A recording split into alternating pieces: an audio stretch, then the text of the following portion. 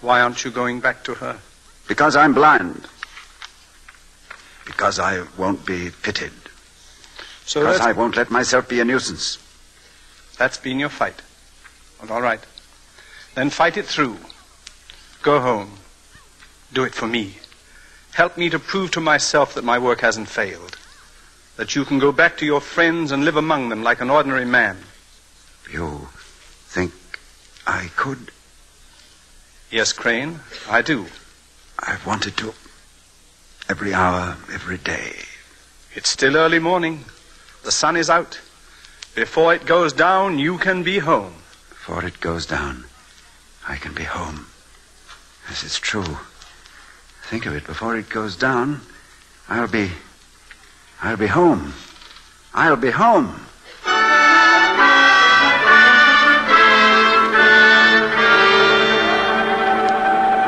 I think we're coming into Medford now, sir. Yes, that's the whistle for the crossing, just outside the village. It won't be any time at all now, Mills. Our place is just 15 minutes from the station. 20 perhaps in that dilapidated old cab. A cab, sir? Won't there be anyone there to meet you? Oh, I know. I didn't tell him I was coming. I decided it all so suddenly. Well, you won't mind me mentioning it, sir, but, I mean, if they don't know, mightn't it be a bit of a shock to them, sir? Huh? A shock? Oh, I'm sorry, sir. I'd better be getting the luggage out.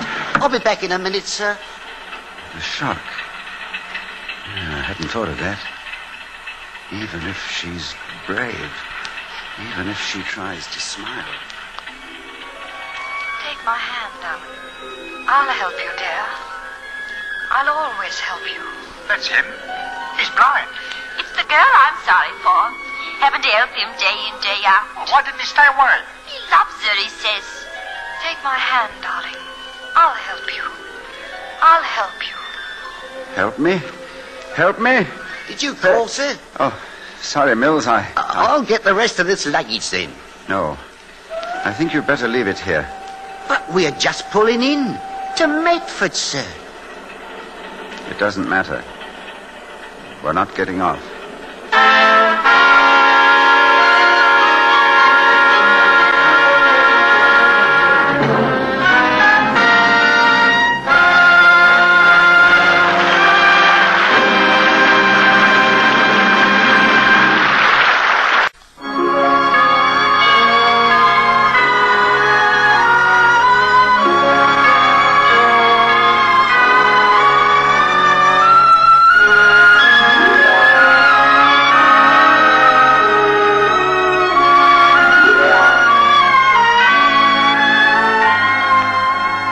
It's 2 years later now, and Alan Trent, or as he now prefers to call himself, Roger Crane, is living in a little cottage in the country with Mills, his orderly. Now, them are roses, sir. Real roses. Every petal turned like a lip for a kiss.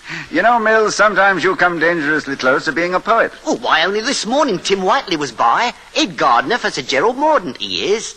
And he dropped me a compliment on the roses, he did. Did he? On my word, sir. And I told him I wasn't the one who deserved it. I said Mr. Crane did it all himself, he did.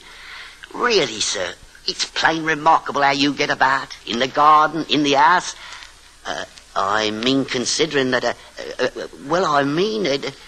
You mean I can't see, Mills, hmm? Now, Mills, would you believe I see some things better than you do?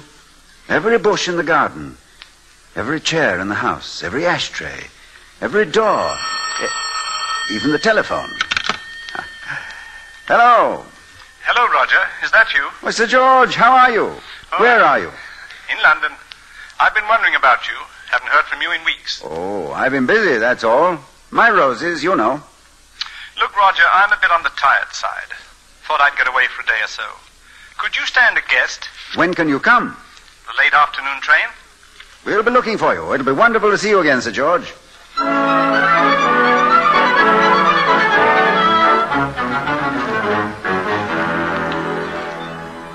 Good dinner, a warm fire, and brandy Napoleon 1815.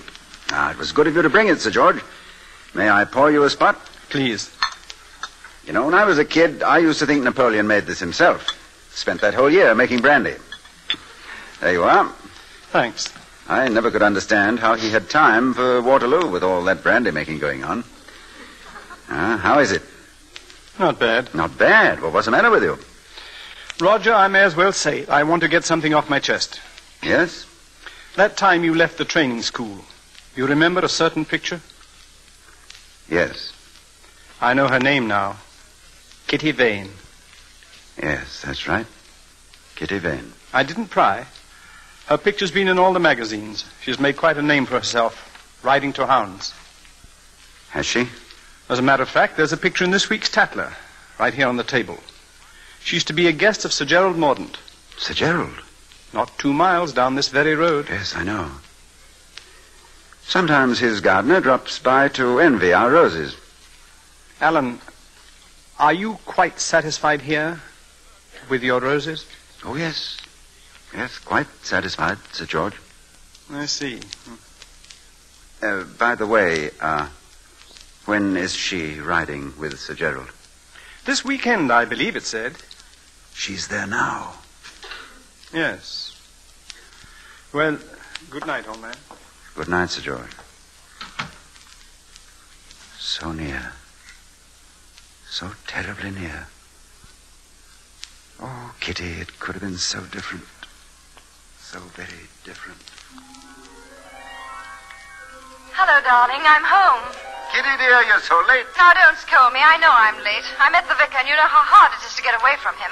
I brought a sirloin home for dinner. I'd better go and give it to cook. Oh, no, don't go. Oh, but darling, the sirloin. Now, which is more important, me or the sirloin? Well, you, I imagine. Your hair's all blown about, and your cheeks are flushed, and your nose is cold.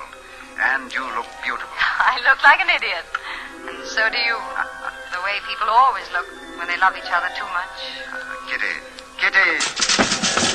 Kitty. Kitty. What is it, Roger? Anything wrong? No, I must have dozed off a bit. I'm afraid I knocked the fire screen over. It's strange. I could have sworn I heard you call Kitty. Did I? Roger, you're sure you're right with yourself? I thought I was. Now I'm not sure.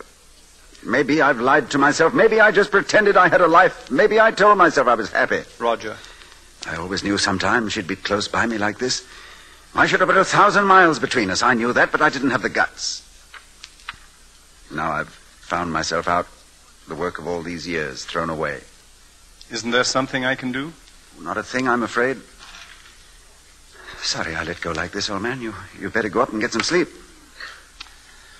Good night, then. Good night. Sir George, Yes, Mills? is he all right, sir? He seems to think so. Look here, Mills. Is there another telephone in the house? In the kitchen, sir, an extension. Then be a good fellow and put a call through for me, will you? A trunk call, sir? No. Sir Gerald Mordaunt's place. I want to talk to Miss Kitty Vane.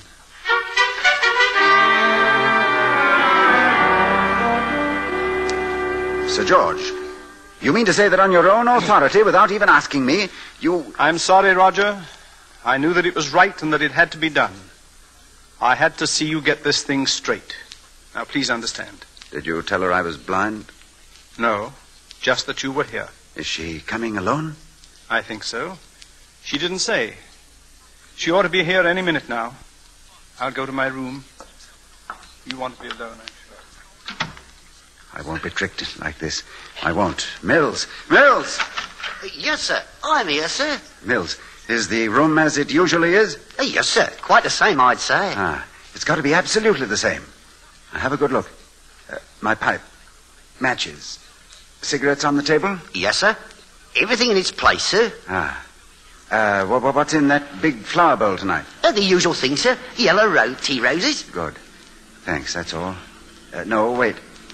Where's this week's Tatler? Right here, sir, by the lamp. All right. What? There's someone stopping here, I believe. Looks like a lady, sir. Yes. A very pretty lady. All right, Mills. Show her in. Right, sir. In there, ma'am. In the study. Thank you. Alan, darling. Hello, Kitty. Come in. Come in. It's really, really you. I always knew somewhere, sometime. That we two would meet again? Yes, I think I always knew it, too. Alan.